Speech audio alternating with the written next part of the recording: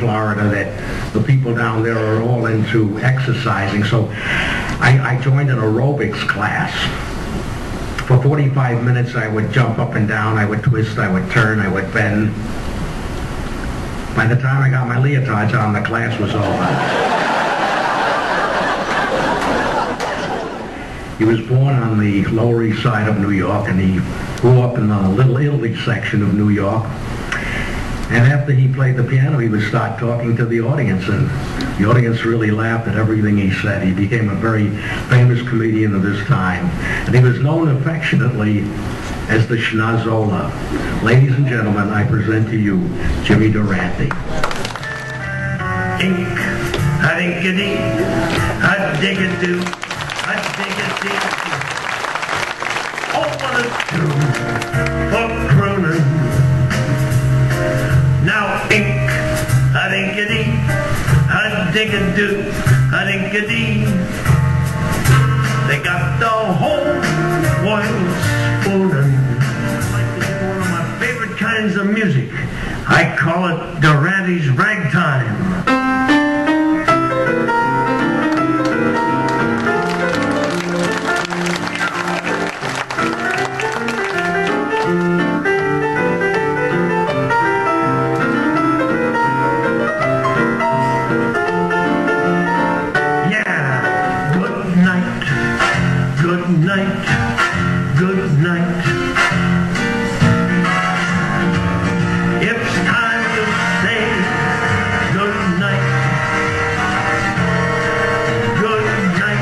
Good night, folks, and good night, Mrs. Calabash, wherever you are.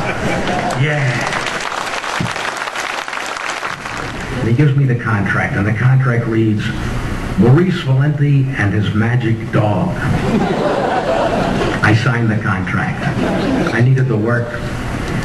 I went out to Brooklyn that weekend after I found myself a little dog with a half a pound of ground meat that I bought. We went out to Brooklyn together, and I went on stage to do my 3 songs, and I put the dog under my arm. In the middle of my 3rd song, the dog decided to do his act. When you're in vaudeville, you get to meet a lot of people. And I got to meet a fellow who would ultimately become my best friend. He grew up in the Lower East Side of Waukegan, Illinois. And he was the cheapest person I ever met. He was so cheap, he had a $5 bill in his wallet for so long that when he finally took it out, Lincoln's eyes were bloodshot. He was so cheap that when he went out with a girl, instead of buying her flowers, he would buy her seeds. He was 39 years old for 49 years. He was my best friend, the great entertainer, a man who could stand up in front of an audience, do nothing, and get millions of laughs. Ladies and gentlemen, Jack Benny.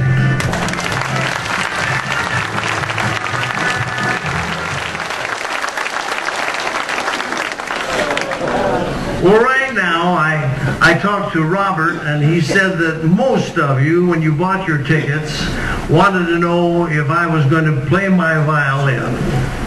And then he said most of them bought their tickets anyway. So right now, I'd like to play my theme song, Love in Blue.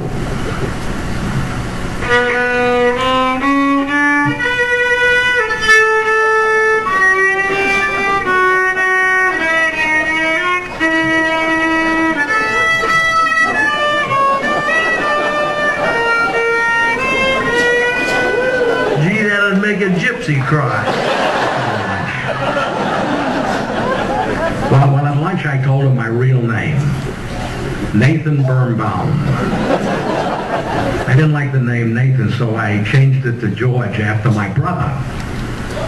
His name was Isidore. You know, vaudeville was a great place to meet new friends, and while Gracie and I were traveling around, we came across a young man who was an extreme entertainer. He was born on the Lower East Side of Indiana. And And he was very unique because, unlike most of the acts, he kept developing one character after the other and after the other. And late in his career, he became quite a renowned artist. I want to bring to the stage my very good friend, Mr. Red Skelton.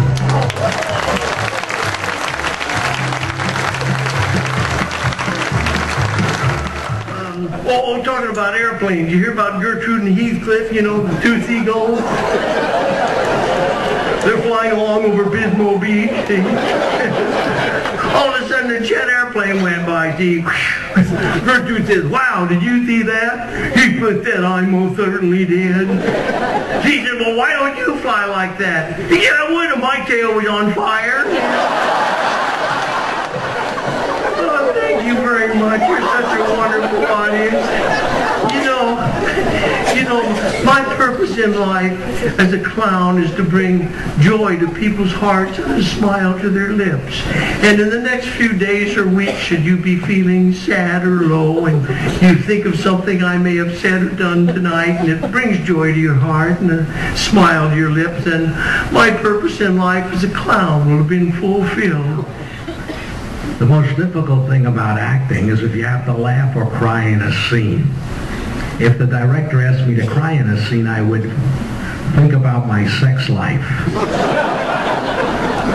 If he wanted me to laugh in a scene, I would think about my sex life. Now I must be a great actor. The other day I stepped out of the shower, I looked in the mirror, and laughed and cried at the same time.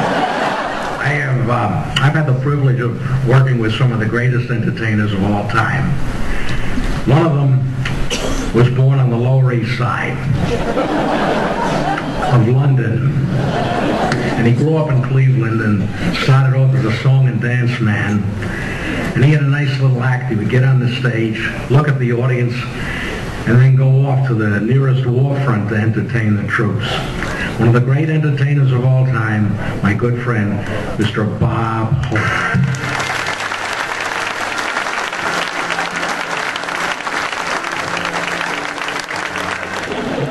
You know, a lot of people want to know if Crosby and I still play golf together. Let me put it this way. When you play with somebody that's a real poor sport, they kick the ball in the hole when you're not looking, they don't write down all their strokes, and if they lose, they lay right down on the green and throw a temper tantrum right on the course. Would you play with anybody like that?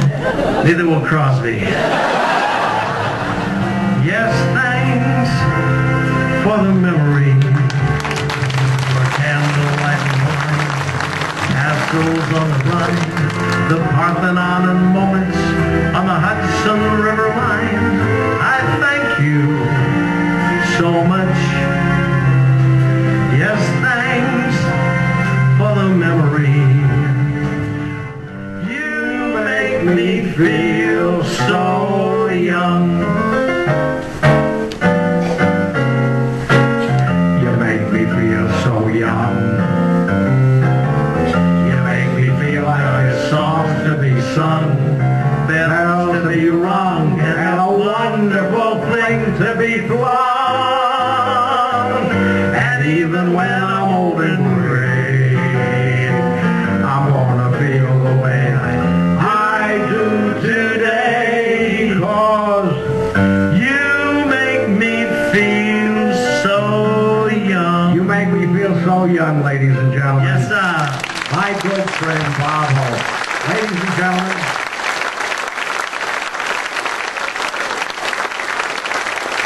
and gentlemen, you've been a wonderful audience.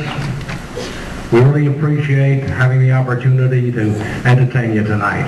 And now, say good night, Bob. Good night, Bob.